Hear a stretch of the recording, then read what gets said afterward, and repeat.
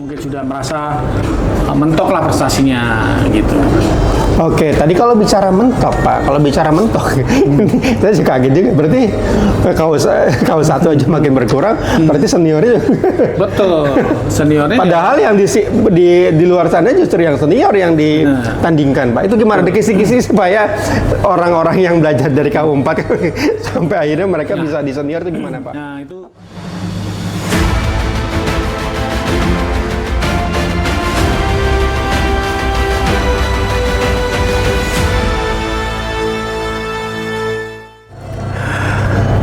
Halo, Assalamualaikum warahmatullahi wabarakatuh.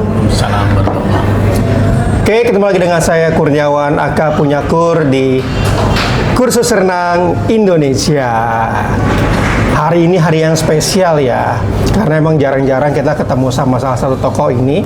Beliau ini salah satu tokoh akuatik Indonesia di Kabupaten Tangerang.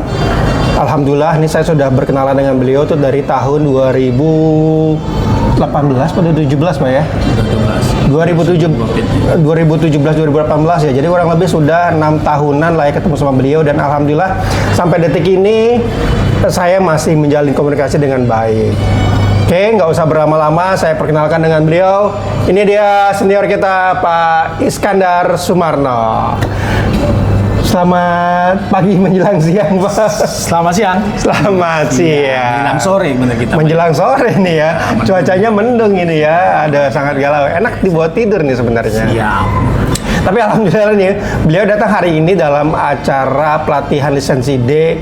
Kita batch 15 nih, batch terakhir kita. Berikutnya akan kita pertimbangkan lagi, kita akan tetap membuat atau tidak, atau dengan konsep yang baru ya. Tergantung nanti juga Pak Is nih kalau mau ngelempar tender lisensi C bisa ke kita nih. Siap. Event berikutnya kita 2005 kita. Iya. Oke, 2025 kita song-song kegiatan yang baru. Baik, terima kasih Pak Is. Nah, ini kita nggak mau mutar-mutar ya, karena beliau orang Kabupaten Tangerang ya. Kita mau nanya seputar akuatik Kabupaten Tangerang. Ya, beliau adalah salah satu sosok sentral ya, sosok yang penting di Kabupaten Tangerang, karena bukan cuma punya prestasi bagus di dulu PRSI ya, tapi juga punya prestasi yang bagus di klubnya. Oke, Pak Is, gimana Pak Is sejauh ini? Saya spill ya, kemarin Kabupaten Tangerang itu salah satu atletnya mendapatkan juara di PON Pak ya? Iya, juara di PON. Juara berapa Pak? Juara dapat perunggu juara 3 ya. Juara 3 ya. Itu dari kita provinsi berapa sih sekarang Pak? Ada 38 deh. 38 provinsi. Ya, alhamdulillah sih. Masih muda belia, mereka sudah bisa berprestasi. Luar biasa ya. Memang sekarang ini walaupun juara 3 perunggu ya, tapi ini sudah mengalahkan dari banyak provinsi ya. Nah, boleh Pak, ini cerita kenapa kok kemarin cerita kemarin ngirim berapa orang ke PON, terus kenapa, apakah memang dari awal orang yang menang juara 3 ini punya potensi, maksudnya punya potensi juara atau gimana? Boleh cerita Pak soal atletnya Pak? Ya, kita punya di Kota Tangerang itu punya atlet namanya Michelle Sudarifang. Ini atlet yang dari Kota Tangerang asli ya, kita bina dari bawah, dari klub Millennium. Ya, di bawah naungan akuatik dulu PRSI. Ya. Sekarang jadi akuatik. Akuatik Kota Tangerang. Ini masih usia 15 tahun. SEA Games tahun kemarin dipanggil ikut SEA Games. Ini anak nih pertama kali, mungkin kata orang anak ajaib ya. Lawan-lawannya senior semua, tapi dia usia 15 tahun bisa. Besok juga masuk bulan November ini masuk Platnas persiapan SEA Games 2005. Mereka udah masuk ke TC, ke Platnas, pelatihan di Platnas.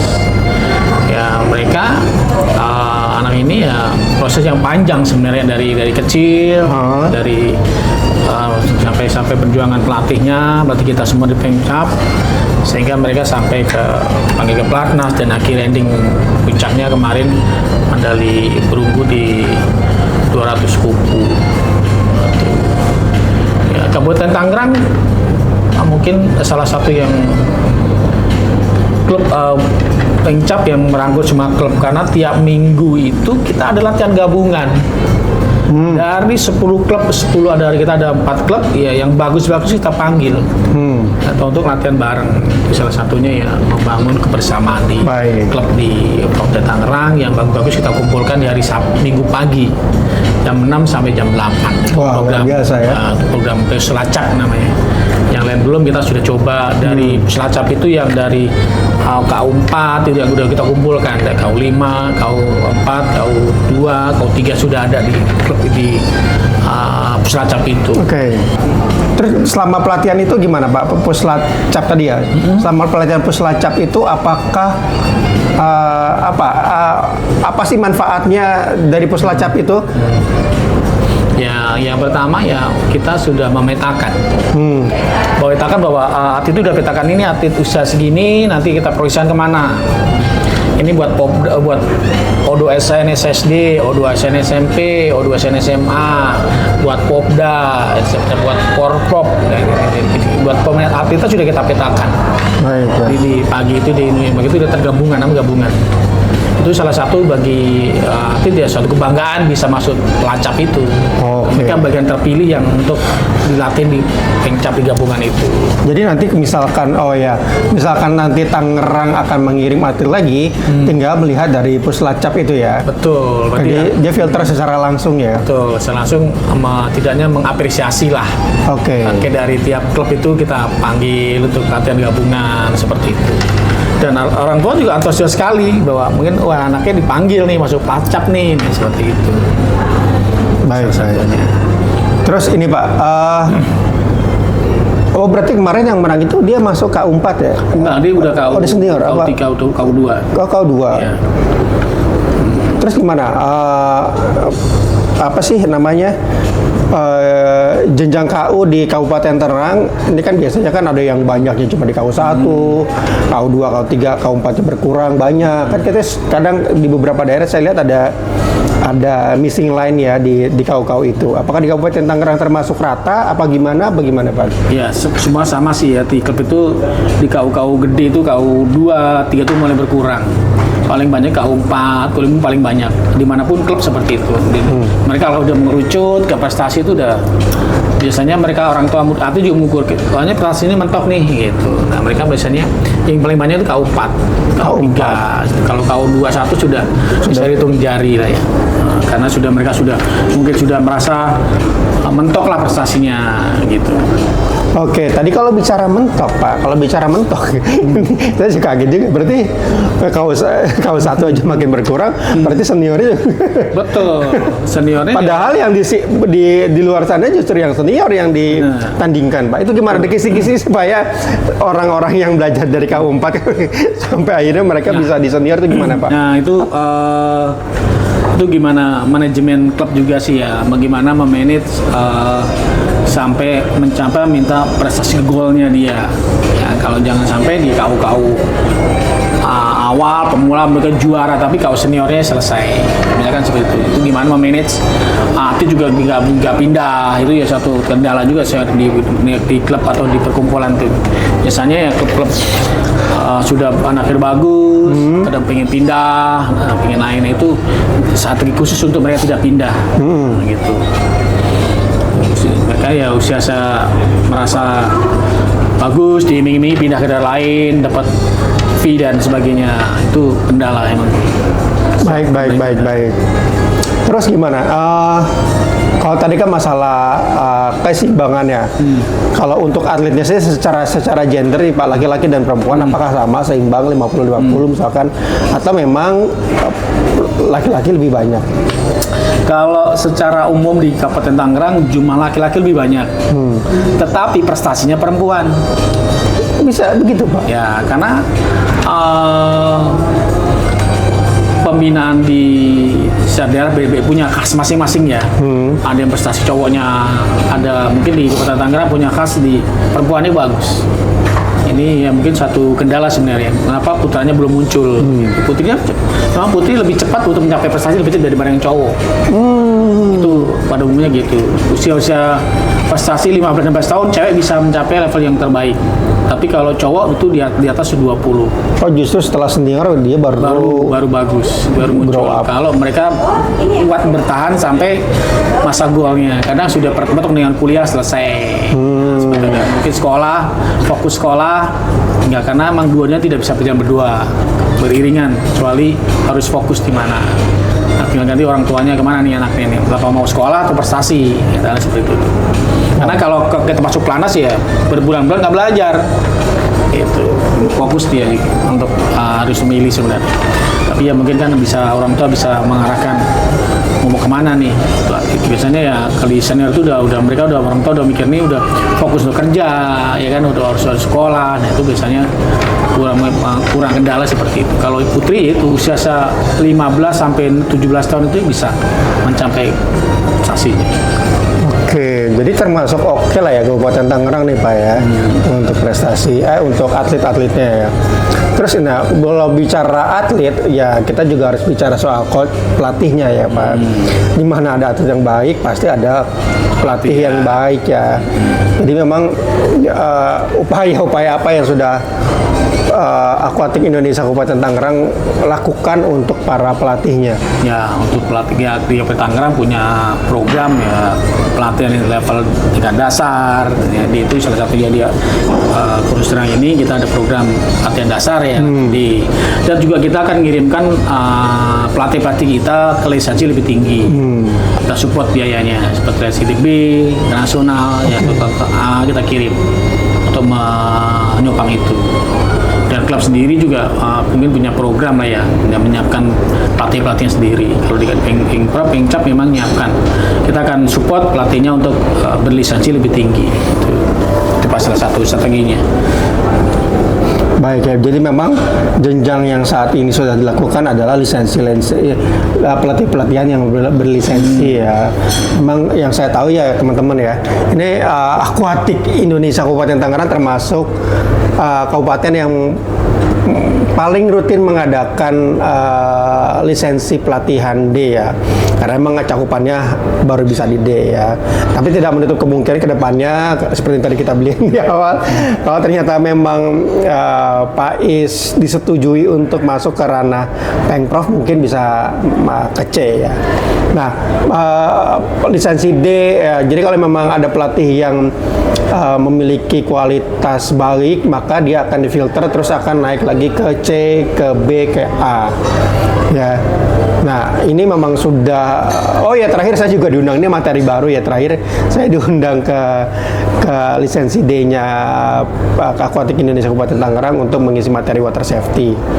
Oke, ini juga sebuah penambahan daya kapasitas keterampilan buat para pelatih. Nah, ini Pak, kita tadi udah ngomongin atlet, kita udah ngomongin pelatih, kita perlu juga ngebahas soal perlombaannya, teknis perlombaan. Ya, bicara perlombaan kita akan bicara soal juri dan perwasitan ya.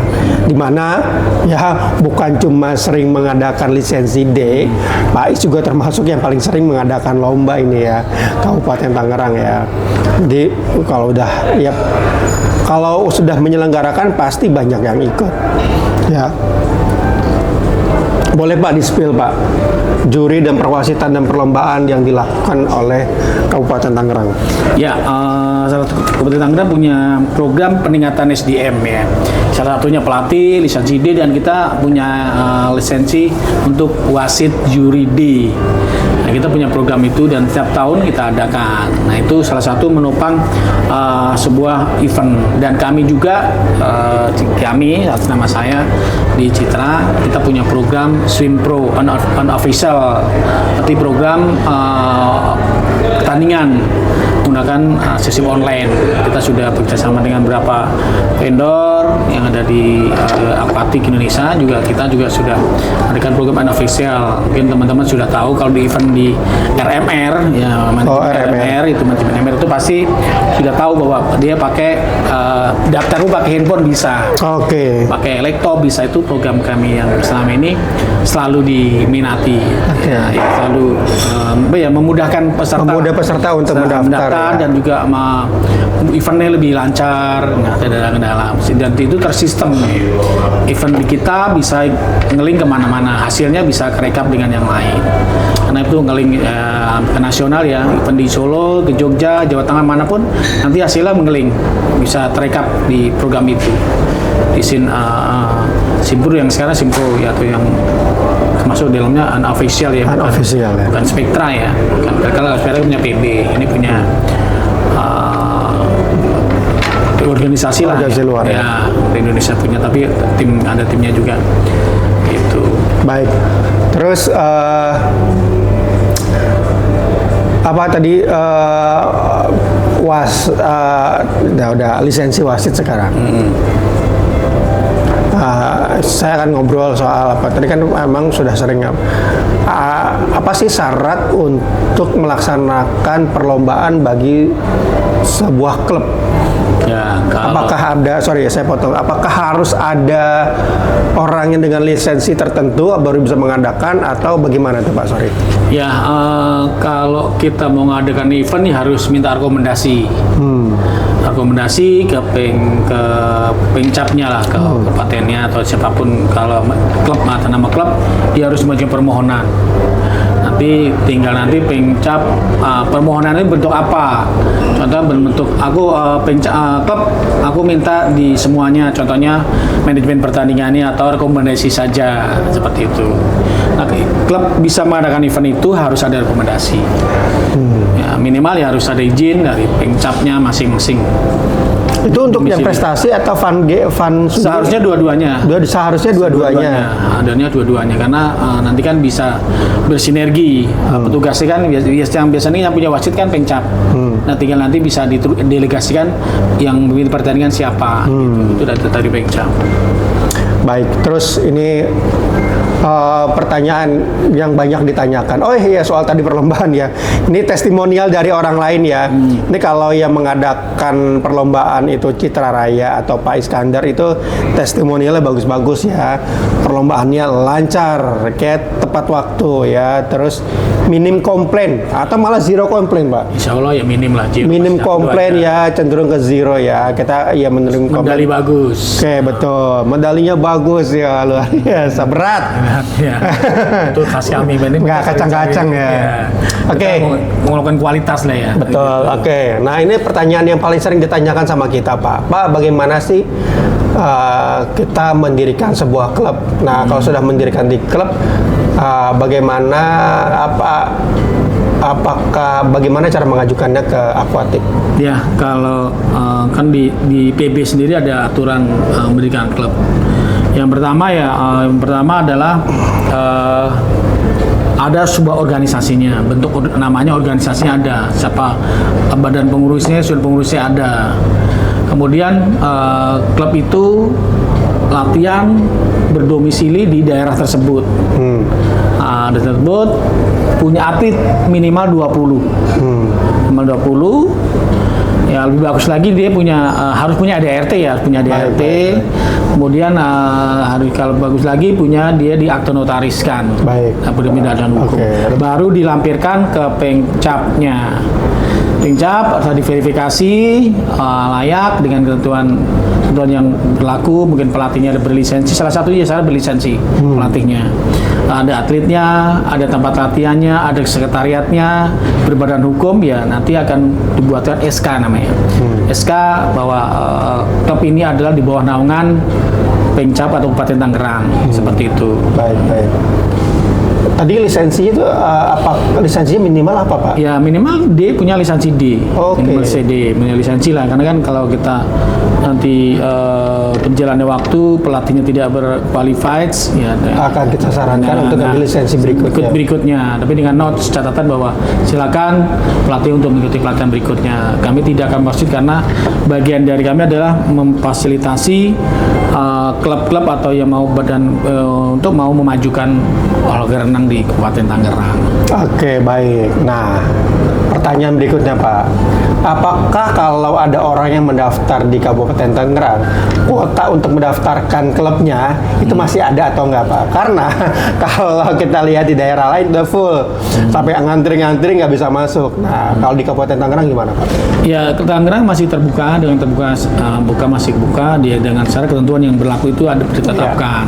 Domisili di Kabupaten Tangerang, klubnya, tempat latihan di Kabupaten Tangerang, gitu, atletnya di Tangerang karena kalau nggak itu ya nanti akan percuma. Kalau atletnya bukan dari orang Kota Tangerang nanti dalam proses berikutnya akan menemukan kesulitan karena ketika daftar ke PB bukan orang Kabupaten Tangerang akan minimal Banten ya akan bermasalah, tidak akan bisa membela daerah Banten sendiri.